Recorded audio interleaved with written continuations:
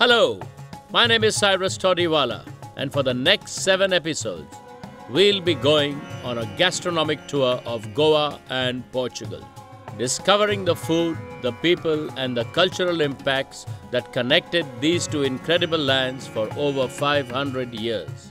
I'll be looking into the huge influences that this spice route created and the two-way flavors that flowed, not to mention cooking up a few of my own feasts along the way. From the 7 hills of Goa to the valleys of the Douro, join me as fisherfolk and winemakers savor the spice roots of old. Fresh from my travels, I'm going to return to my restaurant in London and create a new fusion of Goan Portuguese cuisine to be tried for the very first time by my fellow chefs and friends. So join me, Mr. Todiwala, as we discover how the Portuguese galleons of spice changed the world's taste buds forever.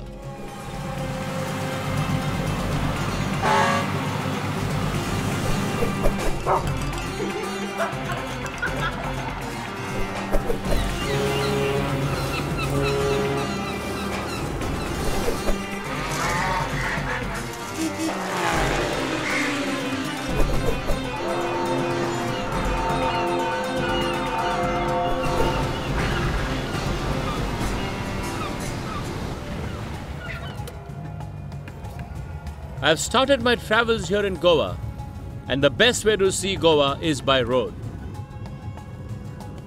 Goa may be the smallest state in India, but it's the richest in terms of GDP. Located on the western coast of India, it is flanked by the glittering Arabian Sea to one side and the mountainous Western Ghats on the other. Goa, along with the Amazon and Congo, is classified as a biodiversity hotspot, teeming with the flora and fauna that probably drew the very first peoples here. The region has thrived for over 10,000 years, seeing various tribes settle here, from the Hindus to Arabian spice traders and, of course, the Portuguese. I have decided to go and check out the source of all this history and visit a spice plantation near a little village in the north called Ponda.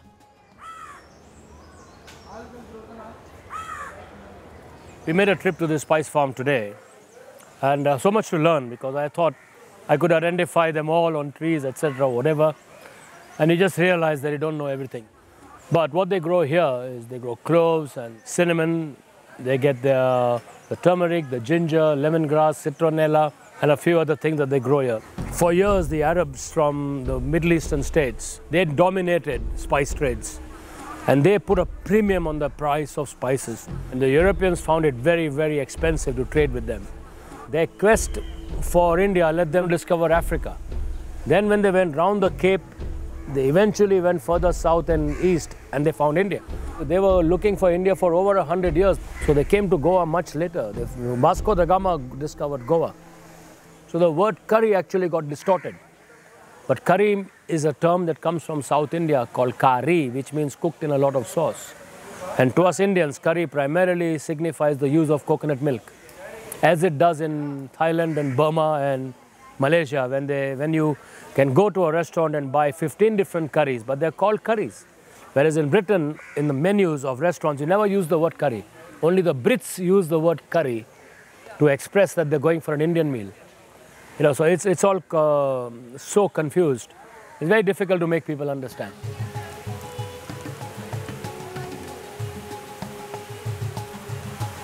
Look at that bird, kingfisher.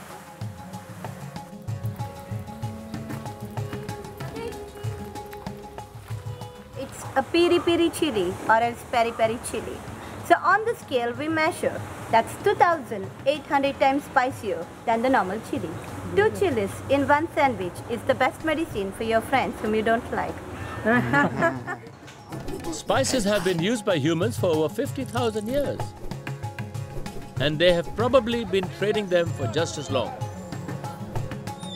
Spices were among the most demanded and expensive products in Europe during the Middle Ages.